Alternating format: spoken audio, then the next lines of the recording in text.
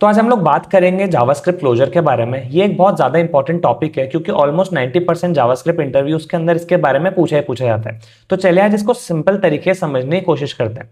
तो JavaScript closure को समझने से पहले हमें दो कॉन्सेप्ट आना बहुत ज्यादा जरूरी है। The first one is the lexical scope and the second one is garbage collection.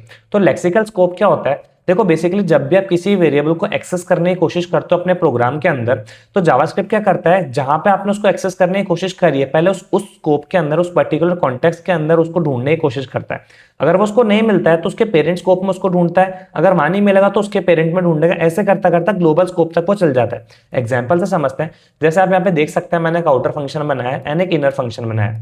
Inner function के अंदर मैं उस वेरिएबल को एक्सेस कर रहा हूं जो मैंने आउटर फंक्शन के स्कोप के अंदर बनाया है। तो जब मैं इसको एक्सेस करूंगा तो जावास्क्रिप्ट क्या करेगा, पहले इनर फंक्शन के स्कोप के अंदर उसको ढूंढेगा। अगर वो उसको नहीं मिलेगा देन वो उसके पेरेंट स्कोप यानी आउटर स्कोप के अंदर जाकर उसको ढूंढेगा एंड जब उसको मिल जाएगा उसको प्रिंट कर देगा। So this is lexical scoping.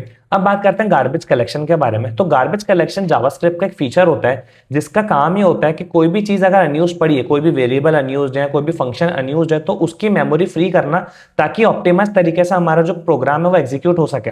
Example से समझते हैं। जैसे आप यहाँ पे देख सकते हैं, मैंने एक टेस्ट फंक्शन बनाया है।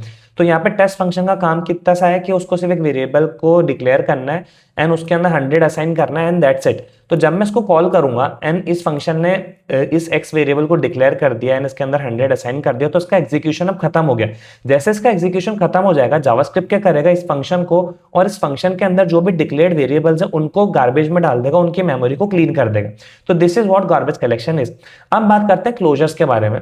तो क्लोजर को हम समझेंगे एक एग्जाम्पल के थ्रू। आप यहाँ पे देख सकते हैं कि यहाँ पे मैंने एक आउटर फंक्शन बनाया है जिसके अंदर मैंने काउंट वेरिएबल को डिक्लेयर करा है एंड उसके अंदर एक इनर फंक्शन है जो उस काउंट वेरिएबल को यूज कर रहा है, उसको +1 से इंक्रीमेंट कर रहा है एंड उसको प्रिंट करवा रहा है। तो हम यहाँ पे आउटर फंक्शन का काम क्या है कि उसको सिर्फ इनर फंक्शन को रिटर्न करना है, उसके अलावा उसका कुछ काम नहीं, उसका एग्जीक्यूशन खत्म हो जाएगा। तो यहाँ पे हमने आउटर फंक्शन को कॉल किया एंड उस इनर फंक्शन को हमने स्टोर करवा दिया काउंटर वेरिएबल के अंदर। तो अब यहाँ पे जो इनर फंक्शन और जो काउंटर फंक्शन है वो ऑलमोस्ट सेम है, जस्ट नाम डिफरेंट है। तो यहाँ पे आउटर फंक्शन का काम तो खत्म हो गया। तो आइडियली गार्बेज कलेक्शन के फीचर के हिसाब से उसका जो काउंट वेरिएबल है उसको गार्बेज में डाल देना चाहिए और उसकी मेमोरी से हटा देना चाहिए। तो जब भी हम इस काउंटर फंक्शन को कॉल करेंगे तो एक काउंट प्लस प्लस तो कर ही नहीं पाएगा क्योंकि उस फंक्शन को तो, उस वेरिएबल को तो जावास्क्रिप्ट ने गार्बेज में डाल दिया है।